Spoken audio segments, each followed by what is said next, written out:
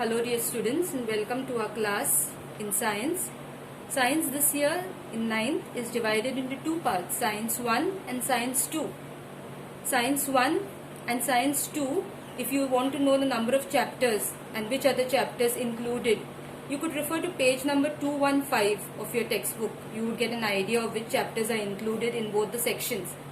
Before I start with my main explanation of the chapter, a few pointers. I would like each one of you to sit with a book and a pen so you could jot down points which you could use for further reference when you're studying the topic by yourself.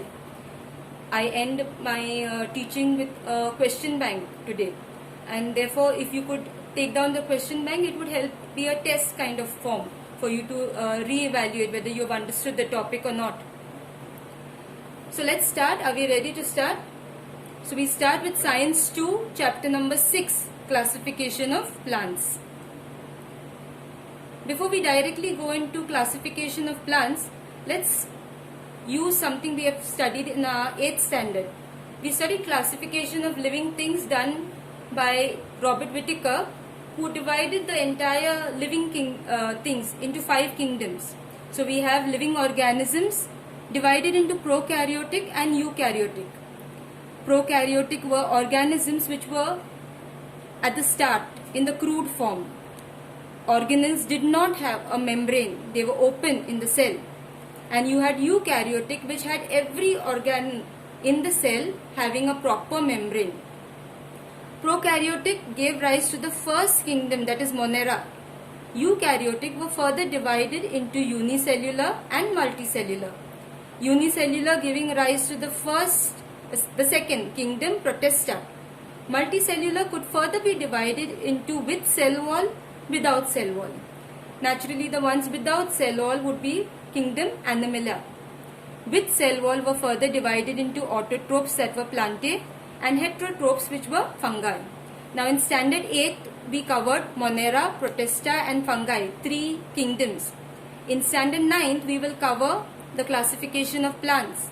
And in standard 10th, we cover classification of animals. All of us are very excited to go to the Science 2 lab, where we see all specimens and we are normally asked, Miss, are they real? And in the standard 9, you will get a chance to go to Science 2 lab and see specimens of plants, and in standard 10th, animals. So let's move on. Why was there a need for classification of plants? Especially in a country like India, we are blessed with a rich biodiversity. So many plants around us, different types, shrubs, trees, a lot of variety, and nature is so beautiful. But it becomes very difficult to study such a huge, vast variety. And therefore scientists felt that if they would classify these plants available in nature into different sections where they showed similarity, study of plants would become more systematic.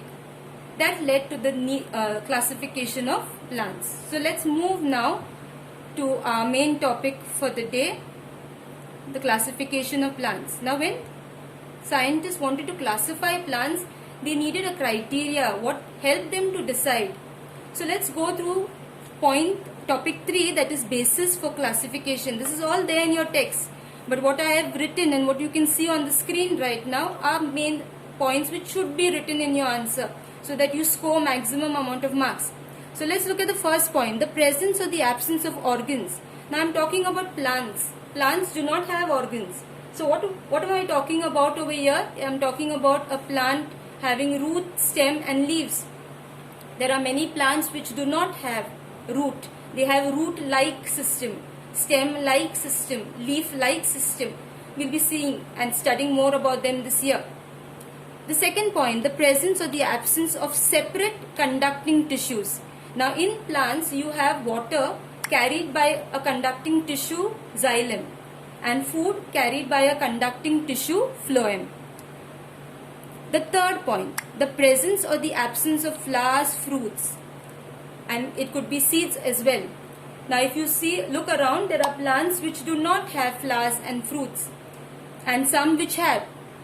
Look at the word pea over here. and the word P over here. If you want, you could circle if you're writing these points. The presence of flowers and fruits are known as phanerograms. So those plants showing the presence of flowers and fruits would be phanerograms. That's an easy way to remember. P, P. The absence, the opposite of flowers and fruits, those plants are known as cryptogram. Now phanerogram were further divided into gymnosperms and angiosperms. Gymnosperms were when the seeds were open, naked, you could see them, they were not covered. And angiosperms were seeds which were closed, enclosed. Most of our fruits have seeds which are inside. When you cut an apple, you can see the seed inside. You don't see the seed of an apple outside. So these are examples of angiosperms. An example of a gymnosperm where the seed is open. All of us love to go towards the convent side, and you have the Christmas tree there where you have these small fruits falling down. Those are the seeds, examples of a gymnosperm plant. Let's move further. Angiosperms are further divided into monocots and dicots. Monocots means having only one cotyledon, and dicots would be having two cotyledons. At home, you could perform this simple thing. Go into your kitchens and take a maize and look at it. It has just one cotyledon. Now, if you compare it to a pea plant, a pea pod, open it, you get peas. Cut it into two, you will get two parts. That would mean two cotyledons. Even grams, kabuli chana, can be divided into two parts. They are examples of dicots. All these would be covered up in greater detail during our class. Keeping these criteria in mind, the first classification of plants, or how the kingdom Plantae was divided, came into its existence. So if you look at this is the same picture which is there in your textbook. It's at the end of the chapter. So the kingdom Plantae was divided into two main parts, cryptogam and phanerogram. Cryptogam was further divided into thallophyta, bryophyta and pteridophyta. Big terms. So if you want, you can repeat after me. It's cryptogam, thallophyta, bryophyta, pteridophyta. Spellings are also important. So you could write each spelling maybe thrice, so that you do not make a mistake when writing it in the paper.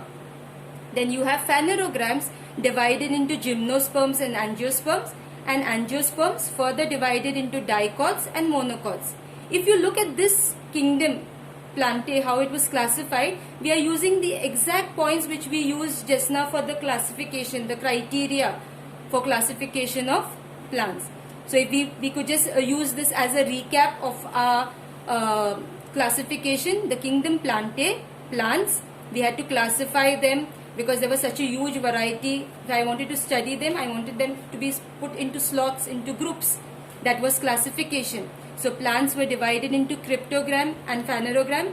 Plants having flowers, fruits and seeds, the presence, remember the P, were phanerograms. The absence of flowers, fruits and seeds were cryptogram. Cryptogram would then have thallophyta, bryophyta, pteridophyta. They did not have direct root, stem and leaf. They had look-alike in most of these cases. Phanerograms were further divided into gymnosperms and angiosperms because they had flowers, fruits and seeds. So if the seeds were naked, open, they were gymnosperms. And if the seeds were closed, you remember the example I had used, it was an example of an apple. The seed was inside, closed, we couldn't see it.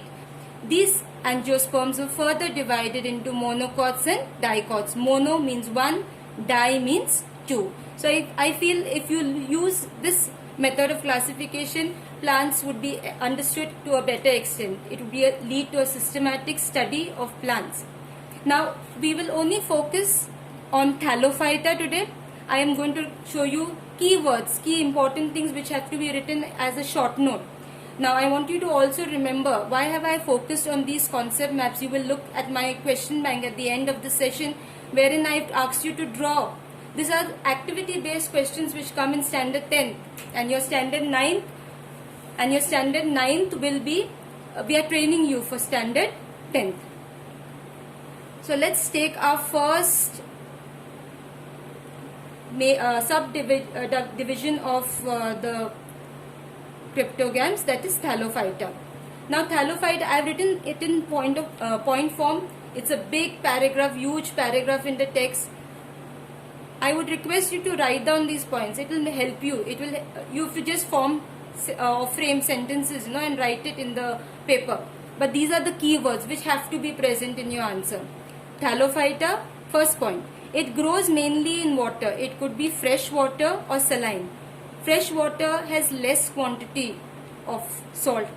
Salinity is more, sea water. Okay, so you have, if you are aware, if you are a non-vegetarian and you eat fish, you know that you get fish from freshwater fish and you get sea, salty. Okay, so that's the difference between fresh water and saline. We do not get water from our homes from saline water, from seas and oceans. We get it from ponds and lakes which are fresh water. So that's the difference between fresh and saline. Let's go to the next point. If chlorophyll is present in plants which belong to the subkingdom Thallophyta, they are called algae. And an example is Spirogyra. Now during the rainy season, you will find walls covered with a large amount of a greenish substance. This greenish substance is nothing but Spirogyra, and if you tend to slip on on the flooring, because it's very, very slimy. So it doesn't only grow on walls, it even grows on the ground, which is very moist. It just requires water. We'll be studying more about Spirogyra. If chlorophyll is absent, they are called fungi. And examples would be yeast and mold. So Thallophyta includes plants having chlorophyll and they are called algae. And in the absence of chlorophyll, they are called fungi. Basic examples would be yeast and mold. Let's go to the fourth point. They do not have specific roots, stem and leaves. I want you to highlight this point. They do not have specific roots, stem and leaves. They will have root-like, stem-like, leaves-like. Because I told you they are cryptogams. They do not have flowers, fruits and seeds. So that means cryptogams are not that developed. You would have phanerogram having a little edge by having flowers, fruits and seeds. So these do not have roots, stem and leaves. And as we move from Thallophyta to, if we look at the subkingdoms, Thallophyta to Bryophyta and Pteridophyta, you will see an increase in the way they grow. Here they do not have specific roots, stem and leaves. In Bryophyta, they get a kind of upgradation, and Pteridophyta is better in structure wise compared to Thallophyta. The last point, they have a soft fiber like body. So their body is very soft and it is very fibrous. So let's go through these points once again so that we can learn together. The subkingdom Thallophyta has 5 main points which you should remember. You can repeat after me so that it becomes clear in your mind. It grows mainly in water. The water could be fresh or saline. If chlorophyll is present in them, remember that's greenish wall covered with Spirogyra. So it would be called algae. And the example is Spirogyra. If chlorophyll is absent, very easy from this point to this point. If chlorophyll is absent, fungi. Example, yeast and mold. What they do not have is specific root, stem and leaves. But what do they have? They have a soft fiber-like body. Keep these points in mind, jot it down. I will wait for a few minutes. If you want, you can copy down these points. And then I will move to explaining the example of Thallophyta. I will be using Spirogyra as my example. I will be waiting for 2 or 3 minutes so that you could jot down the points.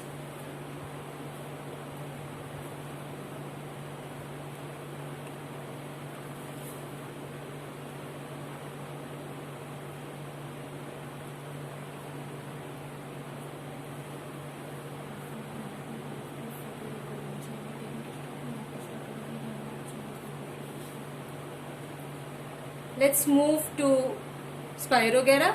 This is the picture from your textbook. A diagram is important. You have to learn how to draw this diagram. I told you it's green in color. If you look at our points, it's green. It can prepare its own food because of the presence of chlorophyll present in it. So you have this spiral-like chloroplast. You have a nucleus. You have a cell wall. That's the characteristic of a plant. This would not be present in an animal. It has pyronoids. If you can see these black, dark bodies. This structure of Spirogyra is very important. You will be asked to draw a neat labeled diagram of a Spirogyra. Let's move down to some points which are not mentioned in your textbook. So I would like you to write it down, because if you check your book back questions, they've asked you to write about Spirogyra. So I've taken the trouble of writing 4 points. If you want, you could write it down. It would save you from the trouble of going onto the net and getting stuff, or your digest and all, which are not available right now. So let's see the first point. It is a type of green freshwater algae. Using the same words which I used in my previous presentation, no? Green, you can see the color because it has chlorophyll. Freshwater and algae. Algae and green are connected, chlorophyll, therefore it is an algae. It's very common, mostly in clear water. It is slimy, filamentous, green mass. It has filaments, sections. Can be, it would be like a compartment of a railway track, train. Okay, it has a cell wall, a nucleus, a pyrenoid, and a spiral chloroplast.